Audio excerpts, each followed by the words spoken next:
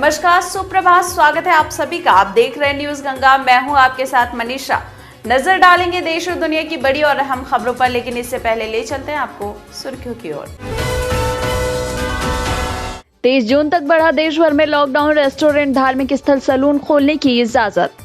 वैज्ञानिकों का दावा, अब चिकन से फैल सकता है नया वायरस, कोरोना से कहीं अधिक होगा खतरनाक, खत्म हो जाएगी आधी आबादी। अब फोन पर जान सकेंगे किस अस्पताल में कितने बेड खाली। सोमवार को लॉन्च होगा ऐप। सोमवार से खोल सकते हैं होटल्स और मॉल्स, लेकिन 145 जिले बन सकते हैं कोरोना के हॉटस्पॉट। मध्य प्रदेश में कोविड-19 से बचाव के साधन के रूप में गमछे और रुमाल पर लगी पाबंदी वापस ली गई। राजस्थान में सोमवार से खोलेंगे स्मारक और संग्रहालय, 2 सप्ताह एंट्री फ्री। हाईकोर्ट का निर्देश, महाराष्ट्र उद्धव ठाकरे की सरकार बताया प्रवासी कामगारों के लिए क्या किया। आगरा में आंधी पानी से 3 की मौत, सीएम ने किया 4-4 लाख के मुआवजे का ऐलान। यूपी में लॉकडाउन से बेरोजगार हुआ तो ट्रेन से कटा शख्स, सुसाइड नोट में लिखा अपना दर्द। और 3 भारतीय कंपनियों को नासा से वेंटिलेटर मैन्युफैक्चरिंग का लाइसेंस मिला। कोरोना वायरस से निपटने के लिए देश में एक बार फिर से लॉकडाउन लागू कर दिया गया है। 1 जून से 30 जून तक लॉकडाउन को बढ़ा दिया गया है। केंद्र सरकार ने अगले 1 महीने के लिए कंटेनमेंट जोन के बाहर सभी गतिविधियों को फिर से खोलने के लिए नए दिशा निर्देश जारी किए हैं। वहीं आपको बता दें कि पहले चरण में सार्वजनिक स्थानों और पूजा के सार्वजनिक स्थान, होटल, रेस्टोरेंट और अन्य आतिथ्य सेवाएं और शॉपिंग मॉल को 8 जून 2020 से खोलने की अनुमति दी जाएगी। वहीं सरकार इस संबंध में दिशा निर्देश भी जारी करेगी। बात करेंगे दूसरे चरण की, तो दूसरे चरण में स्कूल, कॉलेज, शैक्षिक प्रशिक्षण, कोचिंग संस्थान आदि राज्यों और केंद्र शासित प्रदेशों के साथ विचार विमर्श के बाद खोले जाएंगे।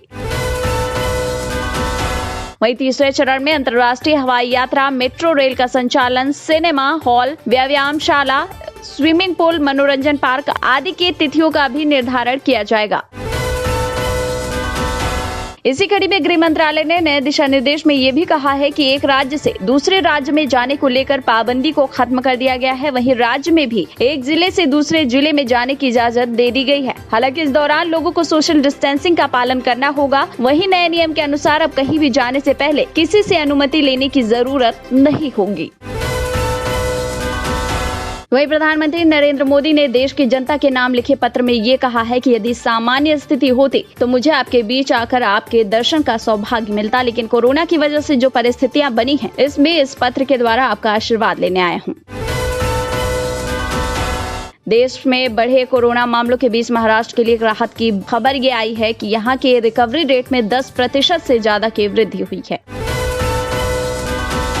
वहीं निजी अस्पतालों ने मास्क और पीपी किट्स के नाम पर बिल में 50% राशि जोड़ दी है। ताज्जुब ये है कि अब तक इस तरह के आइटम्स पर अस्पताल केवल 10% ही चार्ज करता था।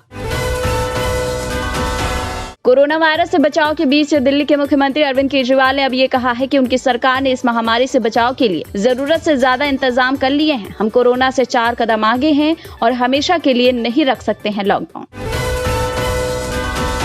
तो वहीं महाराष्ट्र सरकार कोरोना संकट के बीच नए दिशा निर्देशों के साथ मनोरंजन उद्योग, फिल्मों और टीवी सीरियल्स को आगे बढ़ाने के लिए जल्द ही शूटिंग करने पर विचार कर रही है।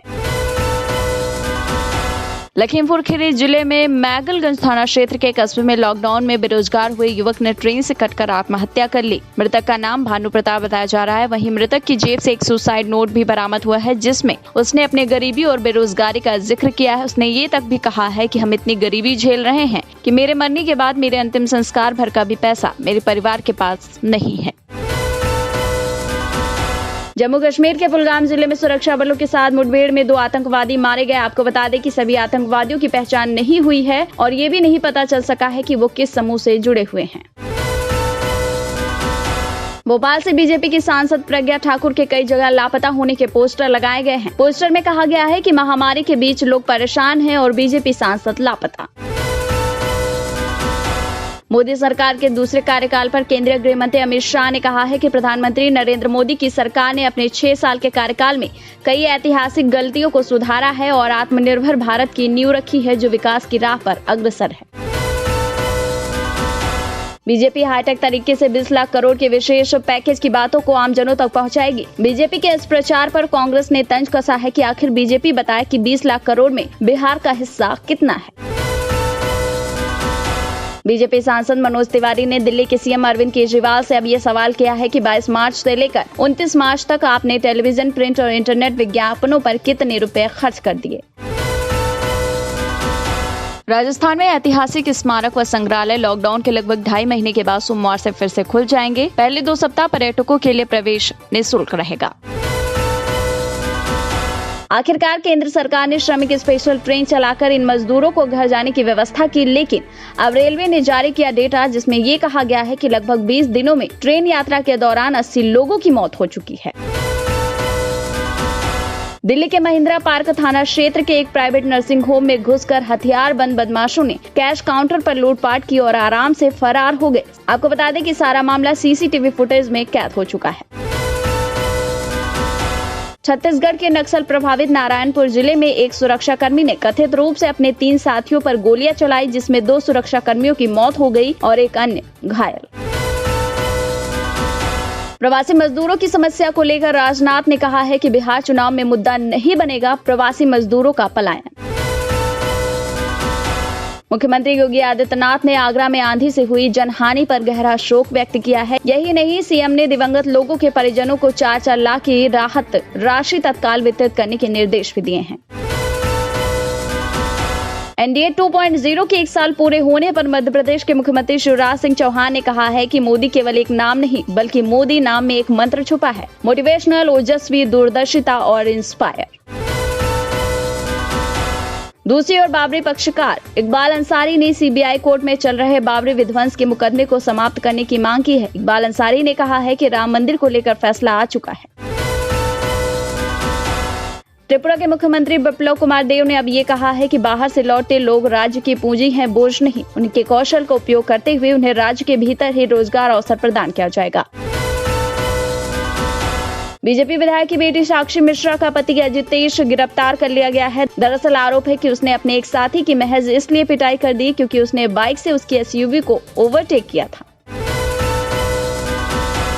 एटा में 11 लोगों के लिए बने 21 रसगुल्ले, 101 पूड़ियां और 11 कटोरी सब्जी, जिसे सुनकर हर कोई हैरान है।